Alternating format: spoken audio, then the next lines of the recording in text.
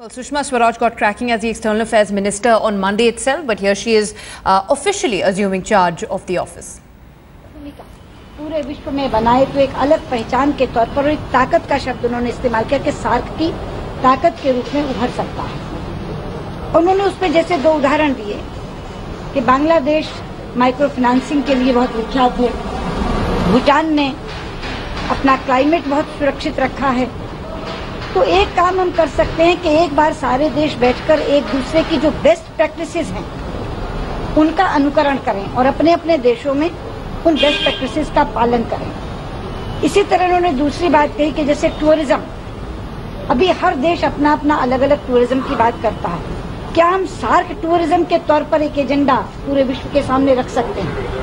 और उसमें एक बहुत अच्छा सुझाव मालदीव्स की तरफ से आया कि जैसे मेडिकल टूरिज्म इंडिया में बहुत है, तो यहाँ आपके यहाँ लोग ऑपरेशन कराने आए लेकिन उसके बाद पोस्ट ऑपरेटिव रेस्ट के लिए वो मालदीव्स आए, ऐसा कोई पैकेज हो सकता है। तो मैं ये कहना चाहूंगी कि पहली बार सार्क देश के लोगों को ये लगा कि कोई आउट ऑफ द बॉक्स सोचने वाली सरकार और आउट ऑफ द बॉक्स सोचने वाला प्रधानमंत्री भारत में आया है और जिससे कुछ नए इनिशिएटिव्स, कुछ नई पहलें सार्क के बारे में की जा सकती हैं। मुझे लगता है कि कल की ये एक बहुत बड़ी उपलब्धि है। बाकी एक रिटर्न स्टेटमेंट आपको मिल।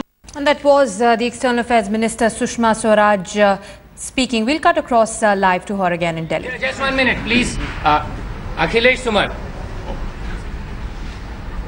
मैडम, मैं अखिलेश सुमर राज्यसभा टीवी से जी। मैंने राज्यसभा या लोकसभा जहाँ भी हो विदेश नीति पर आपके मंत्रमुग्ध करने वाले भाषण सुने।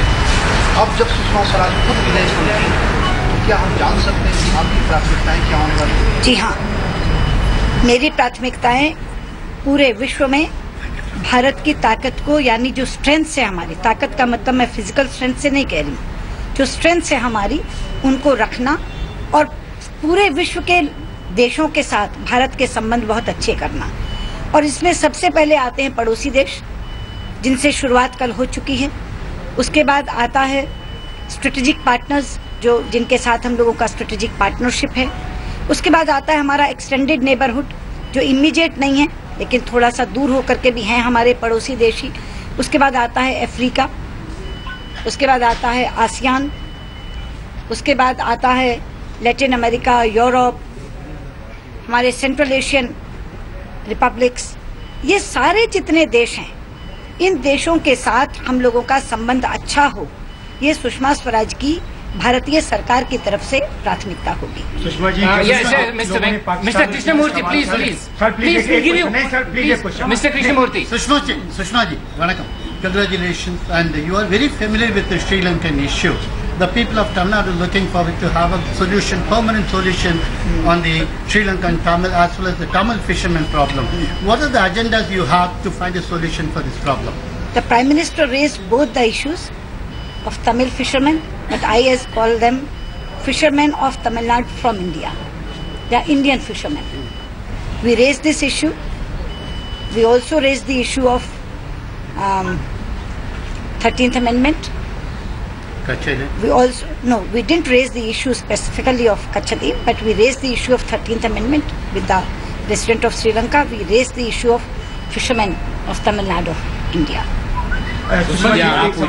कि अपोजिशन में जब आप थी, आप लोग पिछली सरकार की पाकिस्तान की नीति को लेकर कड़ी आलोचना कर दे रही थी। कल ही आपकी मुलाकात नवाज शरीफ साहब से हुई है।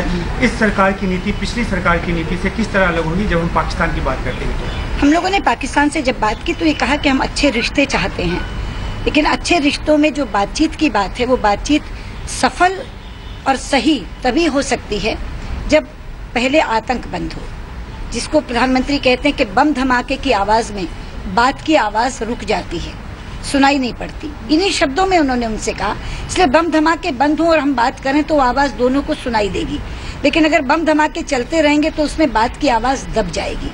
और ये बात इन्हीं अल्फाज में उन्होंने नवाज शरीफ साहब सुषमा जी 26/11 की स्पीडी ट्रायल की बात भारत में 26/11 के स्पीडी ट्रायल की बात हमने उठाई और उन्होंने भी ये कहा कि वो इसके ऊपर काम करेंगे। Last question please. अमेरिका के साथ जहां तक संबंधों का सवाल है, जो वार्मथ पहले बुश की रिजीम में नजर आया था, इस बार उनकी रिप्लाईज भी बहुत देरी से आए नरेंद्र मोदी साहब के बराक ओबामा के कंग्रेचुलेटरी विशेस पर, कि अमेरिका के साथ थोड़ी सी एक बैलेंस, एक नुआंस बैलेंस नजर आएगी उस तरह की। आपको किसने बताया? आपने एक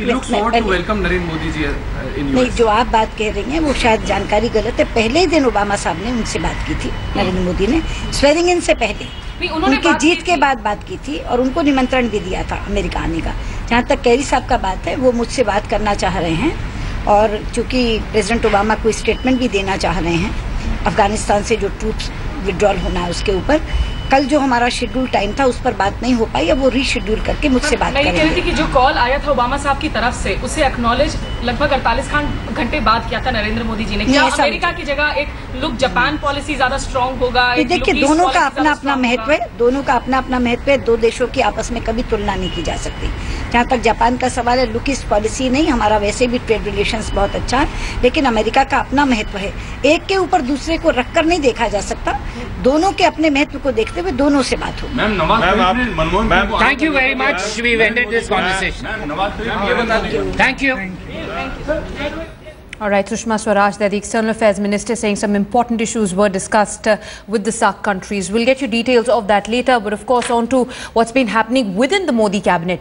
A day after expressing unhappiness over the portfolio allotted to him, Shiv Sena's Anand Gite has now taken charge of the Heavy Industries Ministry.